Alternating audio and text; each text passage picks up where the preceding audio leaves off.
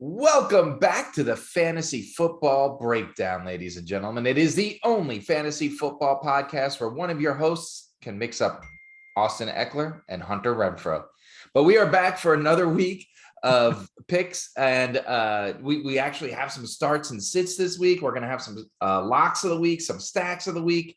But before we do any of that, we got to introduce who's talking to you today. I am your host, Wayne Cavati, and joining me, as usual, are the two best wingmen in fantasy football in North Carolina, coming from us. Mr. Dunton, how are you? I'm doing great. Live action, as Hubert Davis says, and now that's what the name of late night is here. It's switched to live action with the Tar Heels. So live action. Live action. And from New York, getting ready for his first stacks of the year, Fanduel Fee. Fee, welcome back. Yeah, I'm pumped. Football is here. It's on tomorrow. I'm excited. I can't wait to get into it. It's so exciting that football's here. The game's on NBC. We, the three of us, had our 25th draft this past weekend. I got Josh Allen and Cooper Kupp, so I'll be watching that game very closely as both of those players are kicking off the season on Thursday night. But we're going to take you right to it because we got a lot of stuff. It's our first week back. We're going to get right into the episode. And remember, we're going to start with the very clever name, First Down. Buy it or bull. Remember, we're going to go through it. And unlike last week, I'm going to assign points for the best answer. I'm going to be kind of like stat guy from Around the Horn, whatever that guy name was, Reale. Tony Reale. Yeah. Or Drew Carey from Whose Line Is It, if that's your preference. So let's just get started. Fee, we'll start with you, Fee. Can Allen Lazard put up wide receiver 2 numbers this year? Buy it or BS? I buy it. I think Allen Lazard has a fantastic chance with Aaron Rodgers throwing him the ball. He's the number 1 receiver there. While they'll probably run the ball more often than not, Rodgers is still going to sling it, and he's got to throw it to somebody. And I think Lazard has a very, very good chance to be that guy and put up wide receiver 2 numbers. Do you think he could reach wide receiver 1? Are you that confident? No, I am not. Dutton, to you, is Lazard a number wide receiver 2 in fantasy football? Buy it or BS? BS. Can he put up the numbers? Yes. Will he? No. He's already got an undisclosed injury this weekend. And that's been kind of his thing, right? I think he's been never really hurt, but nicked here and there. Never really he's had multiple opportunities to be the wide receiver number 2 with Devontae Adams being the clear number 1. And did he ever really become that number 2? I don't think so. So can he? Yes, but will he? I'm going with no, even though I drafted him on my fantasy team in a late round. 3 points to Dutton. I think the correct answer is 3 points to Dutton. I think the correct answer is no. I think there's a lot of what you said. He's had the opportunity in the past to be a number 2. Now that he has to be a number 1, you could look at it the way Fee's saying. He is going to get peppered with targets if he's healthy, but there's 2 things we've never seen from him, and that's staying healthy and stepping up to the challenge. I'll be happy to be wrong, but 3 points to Dutton. 3 points. Dutton is in the lead. We're going to Dutton on this second question. Buy it or BS? Deebo Samuel will repeat in 2021. 2022. I'm buying it, but I'm cautiously buying it. You're either all in or you're all out. You can't. All right, then I'm all in. I mean, Trey Lance has to throw to somebody, right? That's the whole point. There's a lot of somebodies. But we have a banged up George Kittle. I feel like Deebo is the guy, and he's going to be the guy. And even if it's a 2-yard screen pass that becomes a 22-yard run, I think he can do it. I mean, the exact same numbers, I don't know, but close to it, I'm buying it. Fee. I am changing my answer to no. I originally thought that maybe he could, but I don't think he'll be able to repeat last year. I think Brandon Ayuk is up and coming. They really like him. Trey Lance is probably going to run a lot. There was a lot of Garoppolo last year for Deebo to do his thing. And while a running quarterback like Trey Lance is usually helpful in the running game, the whole thing about him not wanting to run the ball as much and all sorts of other issues that arose from that. I just don't see him repeating. I think he'll be very good and he'll probably be solid on your fantasy team, but I don't think he'll repeat last year's numbers. Fee is getting 3 points on that one. The correct answer is Fee. Look, first of all, we know that the tag that was on Debo going into last year was, can he stay healthy? Can he play a full season? And he proved that. So I'm not really worried about that anymore. What you have to worry about is, don't forget, there was like 2 or 3 games where he was the running back. Okay. And he put up he was like the third best wide receiver in fantasy last year. He was definitely top 5, depending on your scoring. And he had tons of yards rushing. That's not going to happen anymore because Elijah Mitchell he is dinged up, right? Everyone's dinged up. If you look at Roto World and you go there, everyone's dinged up. So Mitchell is dinged up, but he looks like he's going to play. Trey Lance is going to rush a lot more. He's not going to be needed out of the backfield as much as he was last year. And I just don't think he could sustain those numbers. Now, do I think that drops him out of the top 10? No. But do I think he's going to be in contention for the best wide receiver in fantasy football, kind of like he was last year? Absolutely not. Fee with the points. So that means we go to Fee for the next buy it or BS. Mitch Trubisky becomes a viable fantasy option in 2022. Fee, buy it or BS? BS. There's no chance that Mitchell Trubisky is a viable fantasy option in 2022, unless you're in some sort of super flex league where you need to play 2 quarterbacks on the same team. The Steelers are not good. Their offensive line has gotten worse over the last year. Yes, they have Najee Harris, but no, that's not going to help Trubisky throw the ball. And I know they have good receivers, but they're all dink and dunk type of guys. So I don't see Trubisky putting up viable fantasy numbers this year. Dutton. I mean, I agree with Fiumano. I mean, he had a wide receiving crew in Chicago and couldn't do much with it, right? He had a flash game here and a flash game there. He had David Montgomery in the backfield and he couldn't do anything with it. And he's a proven guy. So no, he's not a viable fantasy option unless all what breaks loose and you're down to everybody's hurt. I don't know who I'm going to start. Oh, the Steelers are playing a terrible Jets defense this weekend. I'll put up Trubisky and hope he has one of those shootout games. But no, you are not looking for Mitch Trubisky this year. I'll give you each 2 points on that one because I can't see it. Look, I mean, first of all, what Fee said touched on it. If you're in a 2 quarterback league, he has weapons, right? He has the people there that he could put up numbers in a 2 quarterback league. So I think in that sense, he is a viable fantasy option in a 12-team league.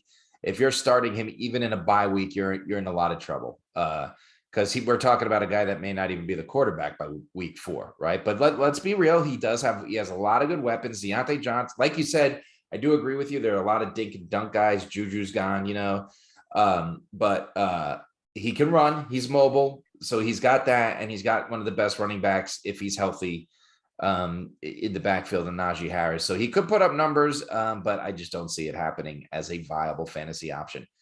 Dutton, we'll go to you. We're all tied at 5.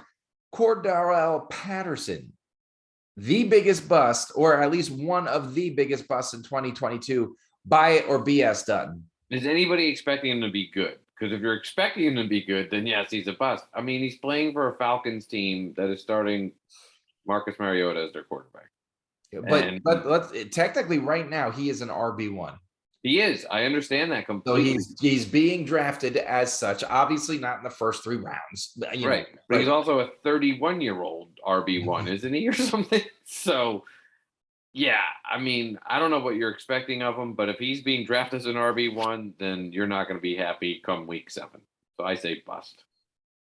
Fee. He is not a bust. He's not going to be as good as you're going to hope that he's going to be, but I don't see it as being a bust. When was he drafted? He wasn't drafted until the 4th round. Well, right? We went earlier in the drafts, his ADP was a lot higher, but as the other running back situation played out in Atlanta, he's definitely dropped. So we drafted on Sunday. So his ADP had dropped considerably since the beginning of the summer when a lot of drafts started. Right. I mean, I see he still wasn't even a 3rd round pick, at best. No. At some point, right? But he's still the RB1 in Atlanta. And I don't know why everyone's giving Mariota such a bad rap. He runs the ball a lot. He's going to make that offense probably pretty dynamic. He can run the option. What's the run, the RPO? Yeah. And that's only going to help their running game. They got Kyle Pitts who demands double teams. And now they have Drake London on the outside, who's probably one of the best rookie wide receivers out of the draft this past year. There's no reason to think that Cordell Patterson won't be decent this year. I wouldn't say he's a bust. Dutton, 3 points. I Oh, don't see it. I don't see it. Here's why I don't see it. Because he's being drafted as an RB1 and he's really a kick returner. Right. Like, and the way I see him, this is going to sound weird, is he's the Wildcat. Remember the first year of the Wildcat, Ronnie Brown, nobody could figure it out. And everyone's like, wow, this is the greatest thing ever. And then the next year, everyone figured it out. And it's like, why are people still doing the Wildcat? Right. Yeah. Patterson was a kick returner / wide receiver turned into a running back that was able to do things behind a Falcons team that was really bad and got really worse this year. But now he actually has some competition behind him in running backs because the rookie and they're talking all about Darrell Williams. You know, they love that guy. So I just don't think. And like you said, he's 31. You always have to deal with the myth of 30. But let's remember, when it comes to running backs, he hasn't been a running back. So he doesn't have the same toll. True. But he's still 31. You're on the wrong side of the hill to pull this off 2 years in a row. There's plenty of people that are going to be putting him in the starting lineup. Bust. We talked last week. We all agreed that we think David Montgomery is the biggest bust possibly of 2022, which is hilarious because you could tell everyone in our league listens to our podcast because he went in like the 8th round. Yeah, I think he went in the 10th round. I mean, I passed on him like 4 times, I feel like. All right. Thursday night football. We already talked about it. Bills versus the Rams. Fee, buy it or BS. This is the Super Bowl preview. No chance. No. I do think the Bills make it to the Super Bowl this year, but the Rams won't get there. There's two. I think they have the Super Bowl hangover.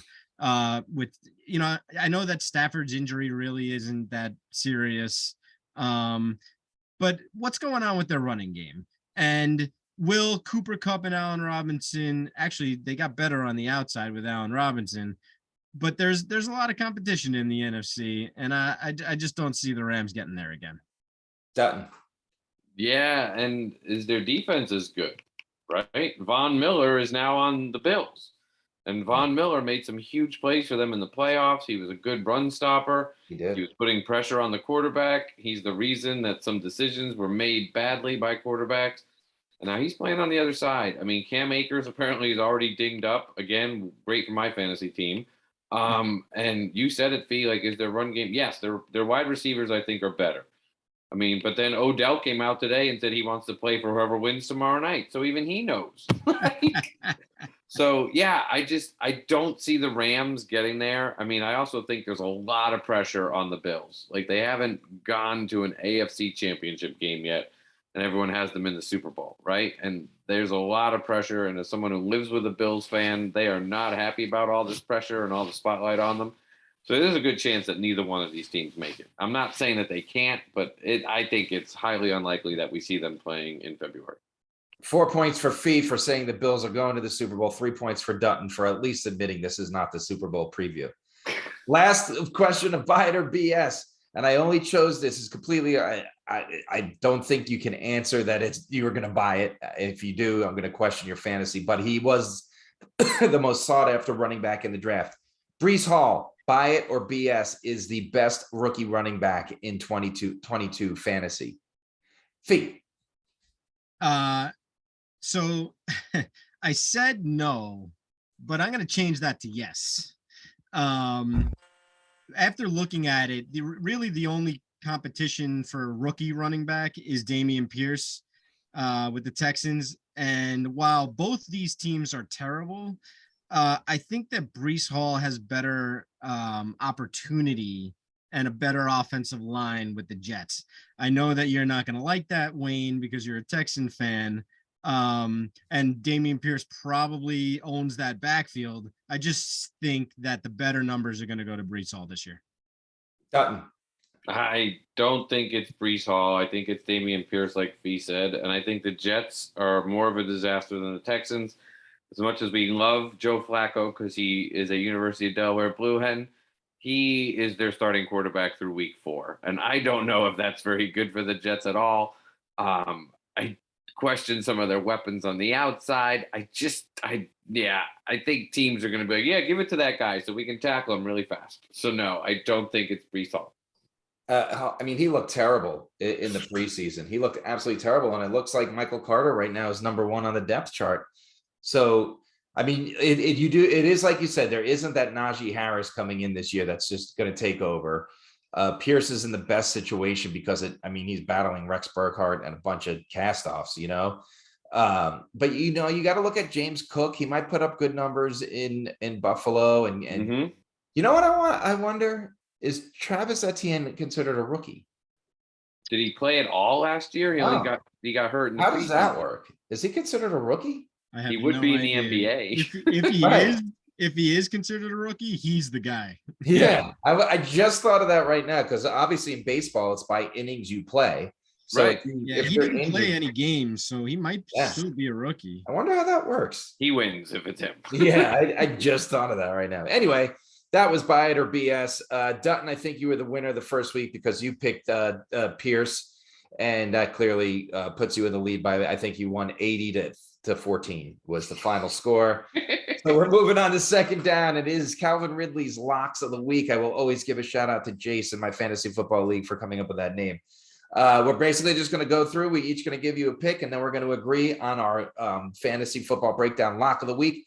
I'll start because they were the 2021 fantasy football breakdown favorites. I'm going with the Lions.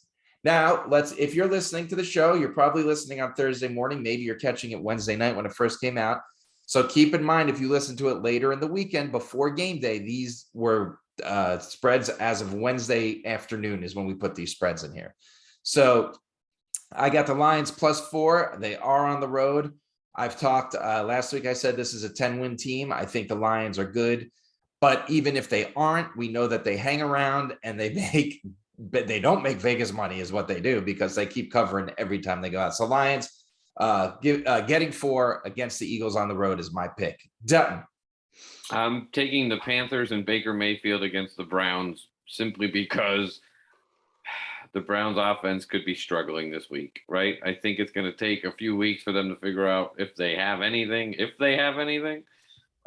I think there's some revenge here. I think the Panthers cover. I don't think they blow them out. It might come down to a last-minute field goal to win by 3 and cover, but I think the Panthers win.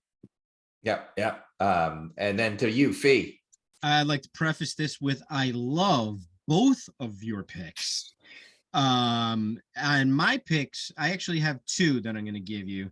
I really like the Rams tomorrow night, +2.5. And the reason is they are at home.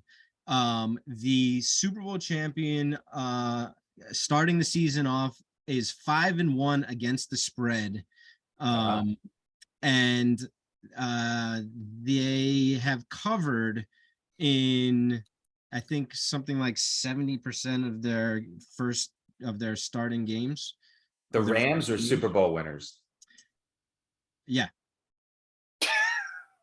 Which one? Who's covered 70%? Super Rams. Bowl winners? Oh, Rams. Yeah. The Rams. Yeah. And so I like the Rams +2.5 here, but I also like the Falcons +5.5. I think that they are in a solid situation, and I just like the Falcons +5.5 this week. So one question is, what happens tomorrow? I mean, they can't even turn on lights in their houses right now. How are they going to play a game in a football stadium in California tomorrow? Have they said anything about that? Oh, good question. I have no idea. Yeah. They'll probably just turn on the electricity for everybody. Everyone else in California outside of LA has to turn Turn on out your all light. of their power so they can play the football game. Right. So who do we like, guys? Those are 4 solid picks. I think we should roll with the Lions until they burn us. And I think it's fun for everyone who we might be listening to the show to pick against their favorite team. I know, because we have so many Eagles fans that listen to the show. I do love the Lions pick.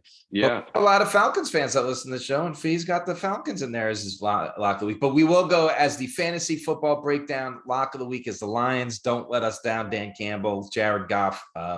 TJ, touchdown, TJ. Touchdown, T.E. King, TJ Hawkinson. Yep. So we're going with the Lions, which brings us to third down.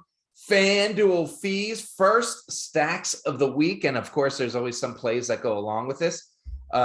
Entering the show, not only would we have what Fanduel Fees thinks, I may have thrown together a stack or two to throw a pop quiz at him and see what he thinks. But Fee, we'll start with your Fanduel Fee stacks of the week for week 1.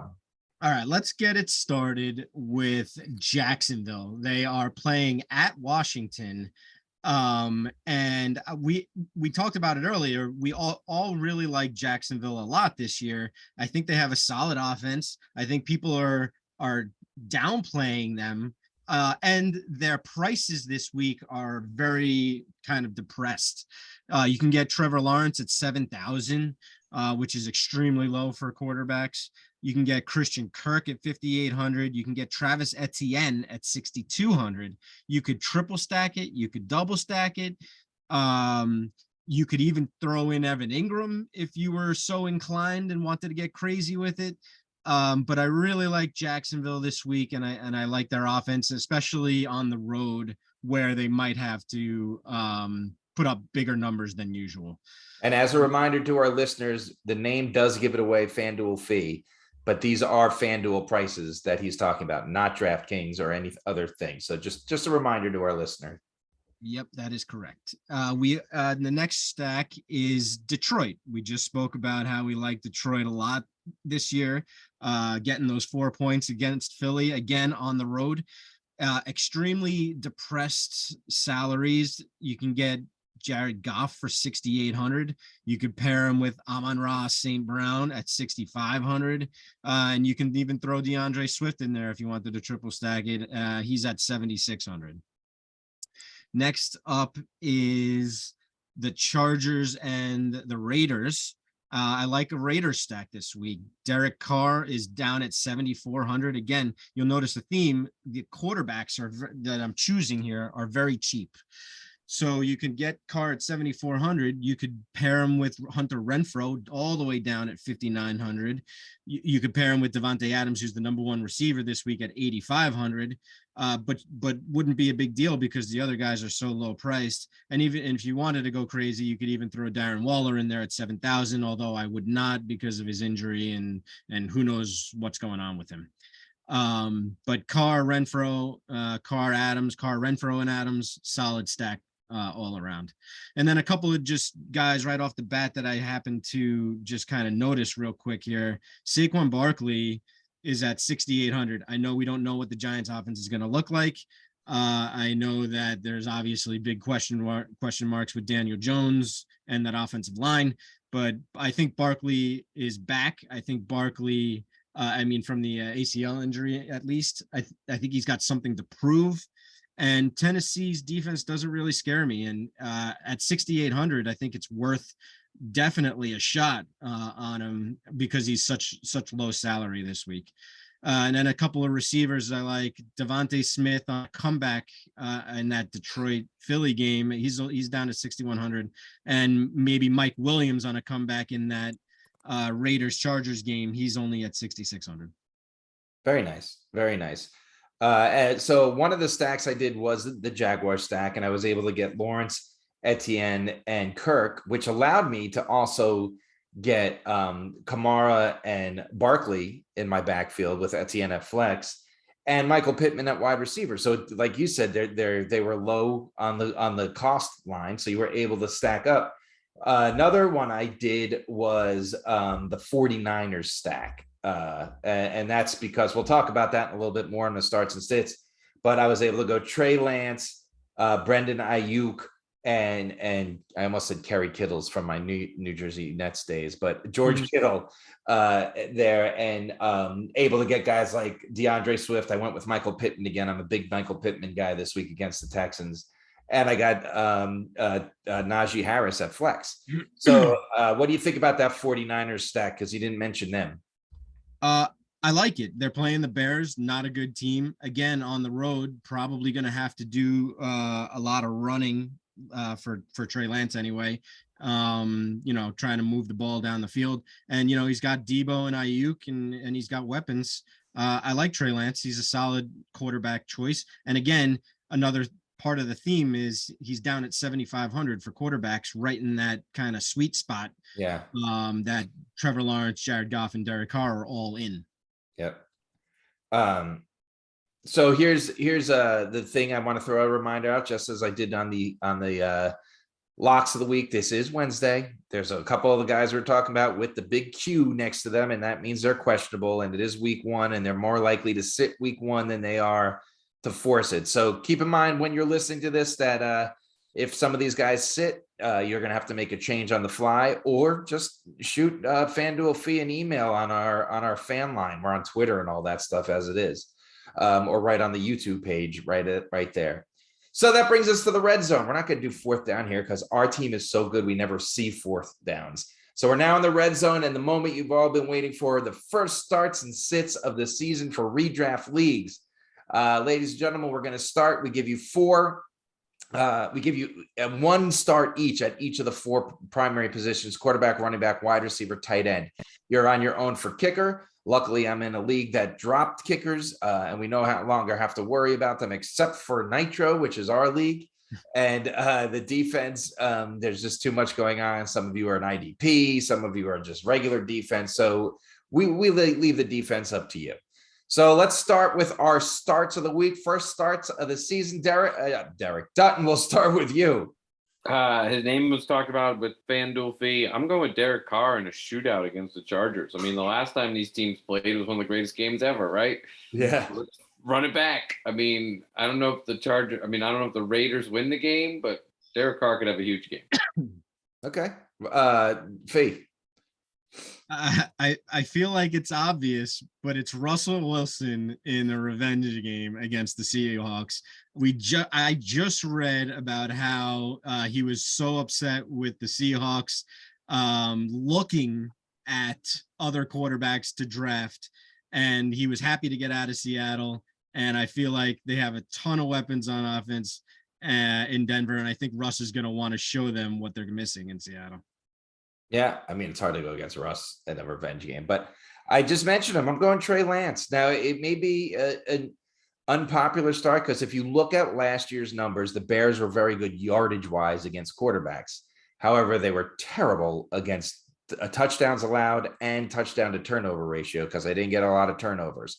I think this is a good opportunity for Mike Shanahan, who knows how to run an offense, or Kyle Shanahan, who knows how to run an offense, to let Trey Lance kind of open it up. It may be a slow start, and you may be like, what's this guy thinking? But here's the other thing.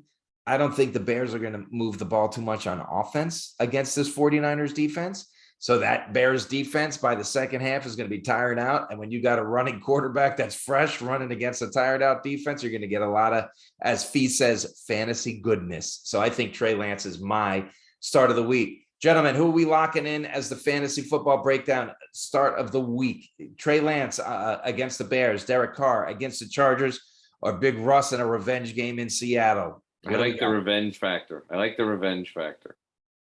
You want to go Russ? Yeah, let's go Russ. Okay, let's go Russ. Moving on to running back. We started with Dunton on quarterback. So, Fee, let's go to you. I am going to start DeAndre Swift this week against the Eagles. I know that the Eagles have a very good defense, both against the pass and the run, and they're probably going to be one of the top defenses in the league this year. But we all like Detroit this week to keep it close. And I feel like he's going to get a lot of passes out of the backfield, a lot of drop-offs, a lot of checkdowns, and even late game touches. So I really like DeAndre Swift this week. Dutton. I'm going with Alvin Kamara. who not a lot of talk about Alvin Kamara, but he's still pretty good. And I feel like the Saints are going to be cautious with some screen passes, handing it off, and the Falcons defense is not very good. So I'm going with Alvin Kamara. I'm going with a little surprise here, and because he's not the starter, but AJ Dillon did play well both times against Minnesota last year. In the second game, the first game that they played Minnesota was one of the games that Aaron Jones was hurt, so he was the lead back. And he actually didn't do as well as he did the second time they played when Aaron Jones was the lead back. And I believe he scored 2 touchdowns in that game. So AJ Dillon is a, as they said, he's the 1B, right? He's not a running back 2. I think a lot of people will be on Aaron Jones, and I think you could get a nice little flex play out of AJ Dillon in what should be a good old fashioned NFC shootout between the Packers and the Vikings. I'm going to say I love AJ Dillon. I'm a big AJ Dillon guy, but I'm going to say when DeAndre Swift doesn't have an injury designation, you fire away. So I think that my vote would be to go with DeAndre Swift. I can get behind that As the start of the week. I think all 3 are good picks, but I think that's what I would lock in there. I'll start with wide receiver, and I'm going kind of on the revenge game basis as well.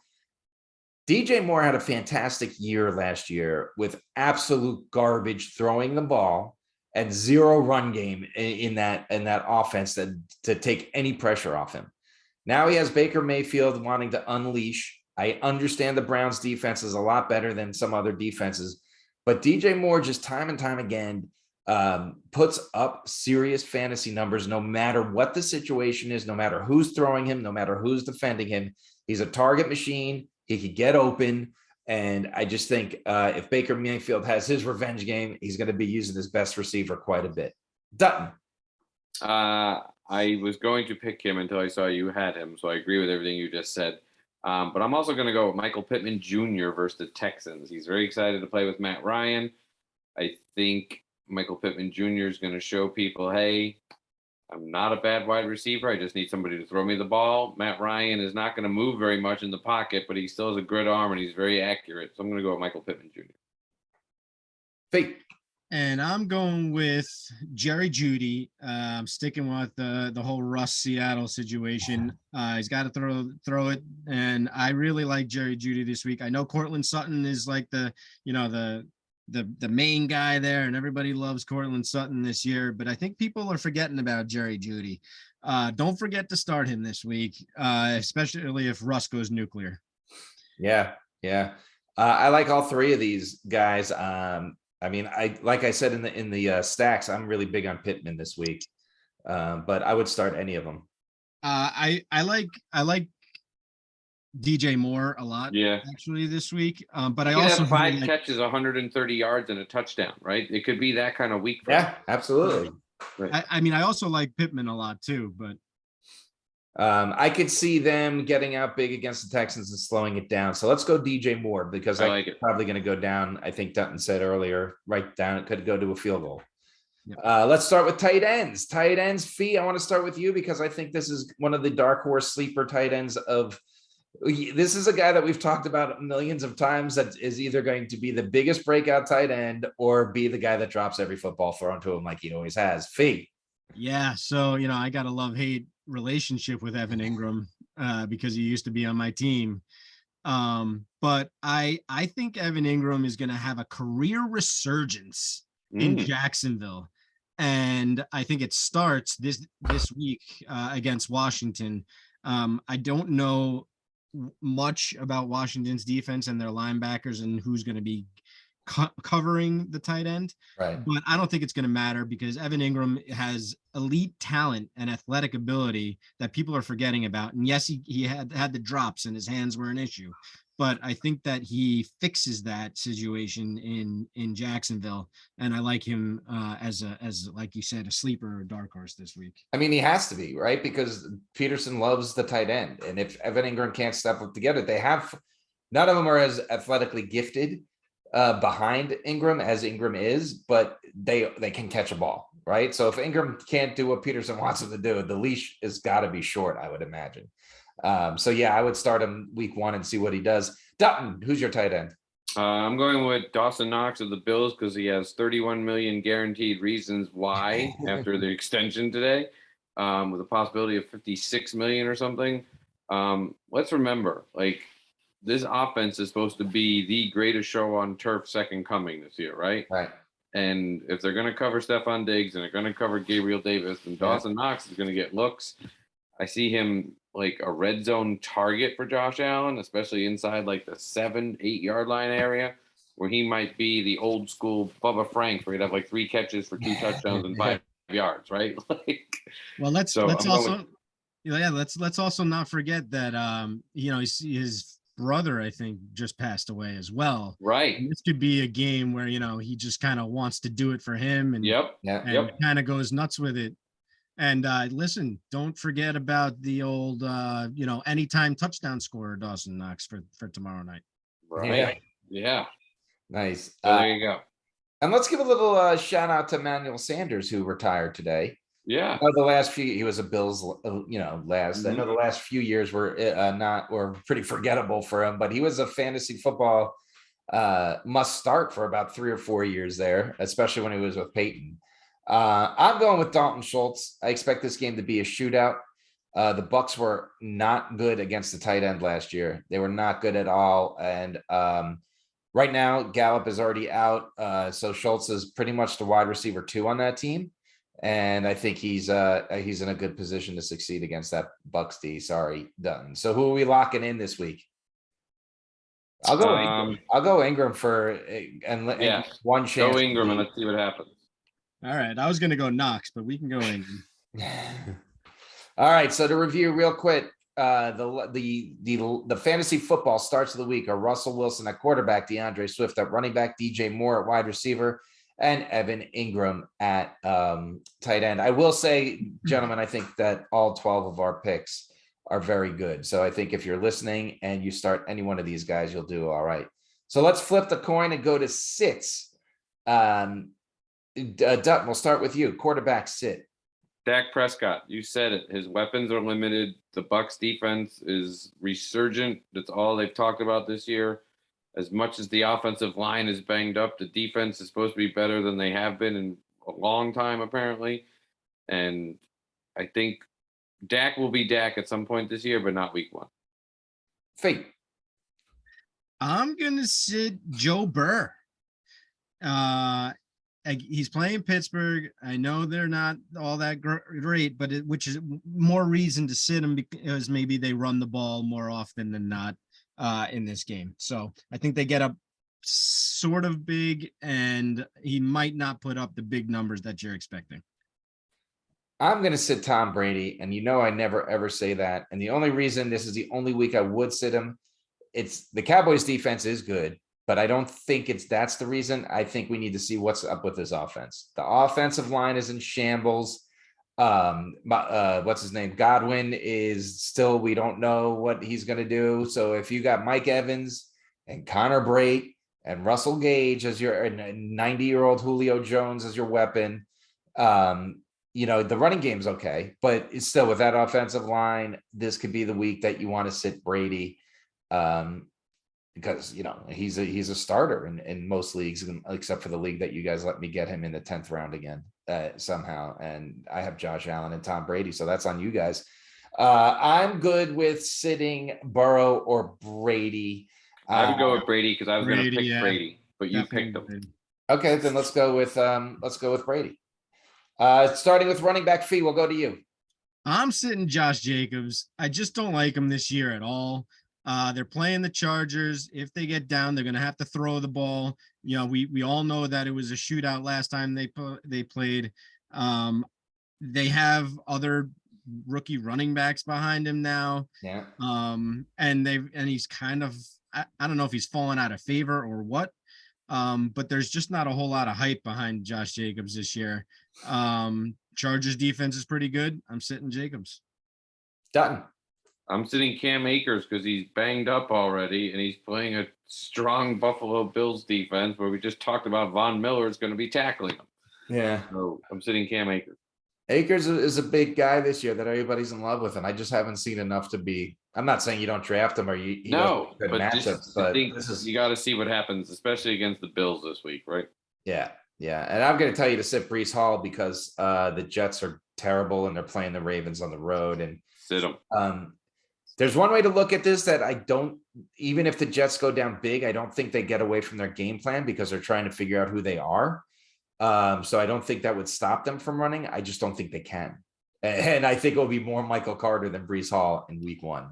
So who do we want to sit? I don't think many people would start Brees Hall anyway, so that's too obvious. So I don't mind going with a guy like Josh Jacobs, who people kind of have to start, or Cam Akers, who was drafted as a starter. I'm good with either one of those guys. Yeah, I'll sit Akers, especially Okay. if he's injured. Yeah. All right, let's move on to wide receiver, and I'll start. And I'll start with a guy on the opposite end of the Russell Wilson revenge game, and that was his old wide receiver, Tyler Lockett. And what we talked about and joked for years that Russell Wilson could never find both receivers in the same game. And if Russell Wilson couldn't do it, you ain't going to convince me Geno Smith is going to do it, right? Geno Smith is going to lock in on DK Metcalf because he's the big target. And then he's going to run wild because he's going to be under pressure all night long from the Broncos. And I just don't see Tyler Lockett getting involved. Now, where I could be wrong is that they're all over DK Metcalf all night, and Tyler Lockett has the 200 yards and 3 touchdowns. But I think it's Metcalf that gets anything, if they could get anything going against the Broncos. So I say Tyler Lockett. Dutton. We talked about him earlier. Alan Lazard. Anytime you hear undisclosed injury, that doesn't sound good, right? That means he did something to himself, like cut his finger, or you know what I'm saying? Like undisclosed injury is not something that happened at practice. Right. So, and I don't know. I'm cautious about it. Unless it changes between now and Sunday, stay away from Lazard. I want to sit Brandon Cooks going against the Colts defense. So the Colts defense is supposed to be one of the top 4 or 5 in the league this year. And we all know about the Texans offense. Although I am a Davis Mills fan, I just don't know how much Brandon Cooks is going to get it done. And I mean, Kenny Moore was a Pro Bowler last year, Valdosta State Division II. But Kenny Moore on the Colts was a Pro Bowler, and that's probably who's gonna be in his face all day. So it's gonna be a tough matchup in week 1. I'm good with sitting Lazard or Lockett. I think you're probably right on Cooks, but I'm never gonna tell you to sit Brandon Cooks because he's the best weapon on the Texans. So I'm good with Lockett or Lazard. What do we think? I'm good with Lockett. Yeah, go ahead, Lockett. Lock it in. Lock it in. Nice. All right, let's move on to tight end. Fee, we'll start with you because he was a fantasy football favorite last year, but I agree with you. Was he a favorite of us sitting him or starting him? Right, I couldn't remember. They went back and forth. Yeah, I'm sitting Mike Gesicki. There's way too many weapons in Miami. And the Patriots always seem to play, especially the divisional games, tough. We all know that Belichick is a defensive guru and genius, and he's good at taking things away. And with all the weapons they got in Miami, I just don't know if Gesicki is going to be a guy that goes out and catches balls, or if he's going to be a guy that tries to block a whole lot for Tua to try to get Tyreek Hill and Jalen Waddle and Chase Edmonds the ball. So I'm going to sit Gesicki this week. They've already been talking about that too, that it's looking like he's been blocking a heck of a lot more than running out.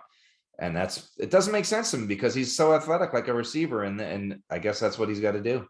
Dutton. Same game, other tight end. I'm sitting Hunter Henry because I don't trust him because we keep waiting for him to have his big year too, right? And we haven't seen it. Like last year was supposed to be the year. He had a rookie quarterback, brand new place, and he wasn't very good. I'm sitting. I hate to say it, but I think Hunter Henry's on the other side of that hill. Yeah. Oh yeah, he's definitely. And it came up quick for him, I feel like. Yeah. It's too bad because he had such big opportunity and it just didn't work out for him. This is going to be one of the only weeks I tell you to sit my guy, this guy right here, but the Bengals were exceptional against the tight end last year. I think I do like Trubisky, as we said earlier, but I do think there's some growing pains in week 1 against the reigning AFC champion. So I say you got to sit pat Freiermuth while they figure that out. He could very well get you 4 catches, 20 yards and a touchdown and prove me wrong on a modestly good day. But I think he's capable of so much more. And I don't think that comes this week. So Muth, Hunter Henry or Gesicki, who are we sitting? I'd sit either Freiermuth or Gesicki. Yeah, sit Gesicki because I'm with Fee with all the weapons he has. Yeah. All right. So to run down our sits of the week, you had Tom Brady at quarterback, Cam Akers at running back. Remember David Akers, the kicker? David Greenacres. Yeah. Tyler Lockett at receiver and Mike Gesicki at tight end. Well, that's it. That's your week 1 show in a nutshell. No, this is me in a nutshell. That in Austin Powers. Thanks for joining us again. We love talking fantasy and we appreciate you listening. We'll be back, same bat channel next week for week 2 of the NFL season. Good luck, win some championships.